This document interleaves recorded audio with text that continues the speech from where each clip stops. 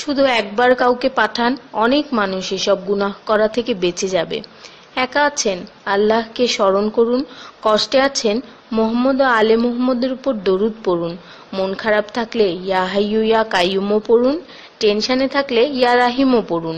Free থাকলে মেসেজটি forward করুন, হে আল্লাহ, আমার উপর এবং তোমার নবীর উম্মতের সকল সদস্যদের উপর তোমার রহমত বর্ষণ করো, আমিন।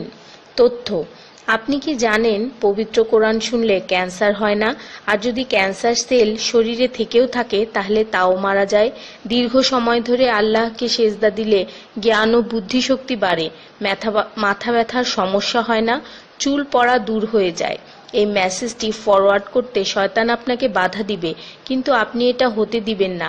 আর সব কন্ট্রাক্ট নাম্বারে সেন্ড করে দিন। কোরআন ও নবীর সুন্নত ও তার সম্মানিত সাহাবী এবং আহলে বাইতের অনুসরণ করুন। ক্যান্সার একটি ভয়ঙ্কর রোগ। অনেক মানুষ আছে যারা নিজেরাই এটাকে দাওয়াত দিয়ে নিয়ে আসে। ছোট অথচ সাধারণ কিছু পদক্ষেপ গ্রহণ করলেই এই রোগ থেকে বাঁচা যায়। বেশিরভাগ মানুষ খাবারের পরপরই পানি পান করে নেয়। খাবারের পর পানি পান করলে রক্তে বিদ্যমান ক্যান্সারের জীবাণু থেকে তৈরি হওয়া ক্যান্সার সেলগুলোকে অক্সিজেন সরবরাহ করে। নবী পাক সাল্লাল্লাহু বলেছেন, খাবারের আগে পানি পান করা শেফা। খাবারের পরপরই পানি পান করা কলেরা রোগের কারণ। তাই সর্বোত্তম হলো খাবার শেষ করার কিছুক্ষণ পর পানি পান করা। তিনি আরো বলেছেন, 1 চিমটি লবণ খেয়ে খাবার শুরু করো আর 1 চিমটি লবণ দিয়ে খাবার শেষ করো। এ কথাগুলো তাদেরকেও জানিয়ে দিন যারা আপনার কাছে জীবনের চেয়েও প্রিয়।